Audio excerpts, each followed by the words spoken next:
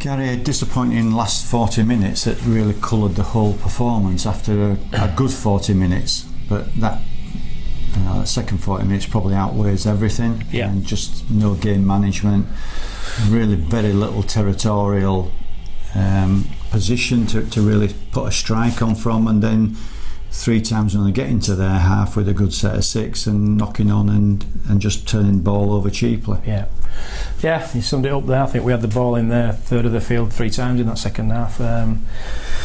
We just seemed to come out with no energy whatsoever. Their game, they upped the intensity of their carries, and we just couldn't cope with it. A really disappointing half of football, and so much optimism from that first half, but second half we just went out like a different team. As I said, as soon as they upped their intensity and ran hard, we just failed to handle it, and they didn't do anything special. They just came up the middle of the field on us, and we couldn't handle it, and then they took the chances when they came along. So very poor, ill-disciplined. I don't know how many consecutive penalties we gave away in that start of that second half, but poor second half showing from our lads, and thoroughly disappointing.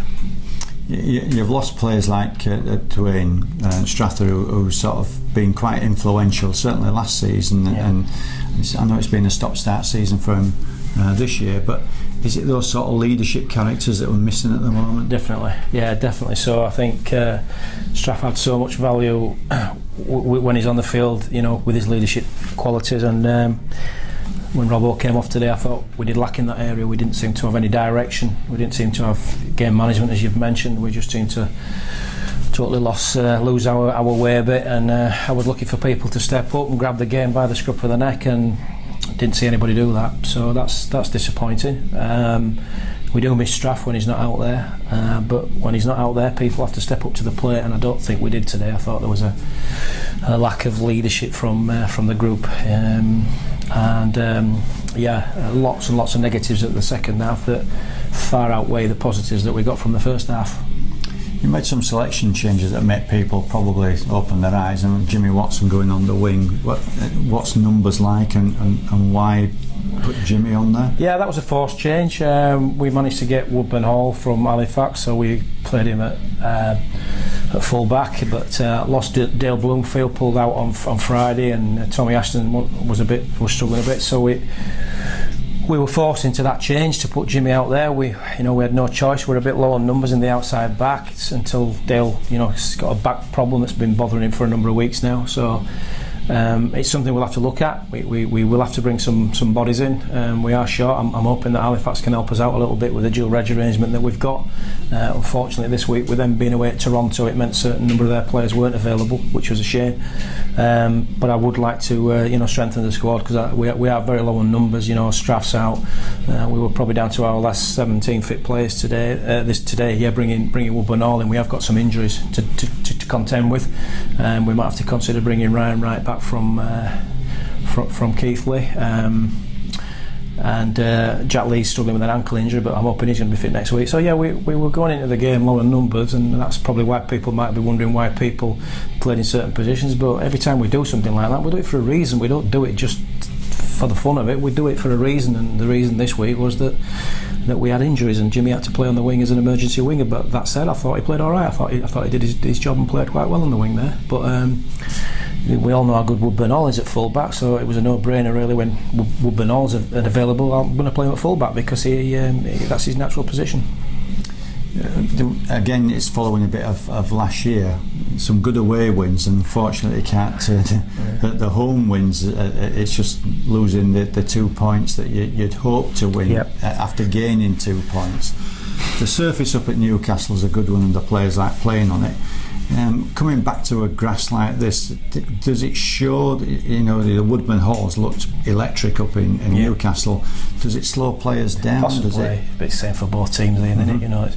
It's 2 teams playing on the same surface each time, so I'm not sure. I mean, we do like that big wide open field up at Newcastle because it allows us to play. I don't think we'd have done that up there today, because second half we just went into our shell and stopped playing. So it would have gone against us really, but. Listen, it's happened to us twice now. We've gone to Donny and won, we've gone to Newcastle and won away from home, and then we've lost at home against those teams. So that's doubly disappointing. It really, that just adds insult to injury, really, because we just, having gone and done the hard work away from home, you would expect to come here and just take the 2 points that are on offer, and we failed to do it in both occasions. Well, we look forward. There's another potential banana skin now as going up against Coventry. They had a good win yesterday, and then the Whitehaven in a couple of weeks, and you really need to win all matches now just to put ourselves in with a shout. I think Workington have got beat today. I think Oldham have got beat today. So I think it shows that anybody's capable of beating anybody in that league. I think I'll look at Newcastle's running now, and they've played Workington, Whitehaven, Doncaster, Oz. I think they've only really got Oldham in the top team to play again now. They've played all the top teams twice, so on paper they look like they've got the easiest running. I've just said to my boys there, we've got to prepare for playoff football now. We're not going to give it up, but what we have to do is finish as high up as the league as we possibly can and get that home advantage in the playoffs, and that's what we'll be doing. So we've got to work hard in training now, and 7 games left, and we've got to make sure that we pick up the points that we really need to pick up to finish as high up the table as we possibly can and go into the playoffs with some confidence. Coventry next week, I believe that the game's been swapped to another venue. Does that make any difference to your preparation? Yeah, it will. I think it's on a rugby union field, so again, I'm not too sure about that. Nobody's told me that. I knew it wasn't going to be at Butts Arena, but I don't know where the venue is. I'll have to find out and do some digging and see who's played there before. But yes, it could potentially. The rugby union pitches are much bigger and much wider than rugby league pitches. The ring goals are much bigger, so it does affect the way that you do things and the tactics that you set out. So we'll have to inquire about that and find out what kind of surface, what kind of pitch it is, and do our homework and hopefully go to Coventry next week and bounce back. Alright, well, commiserations on today, and let's look forward to the rest of the season. Cheers, Ian. Thank you.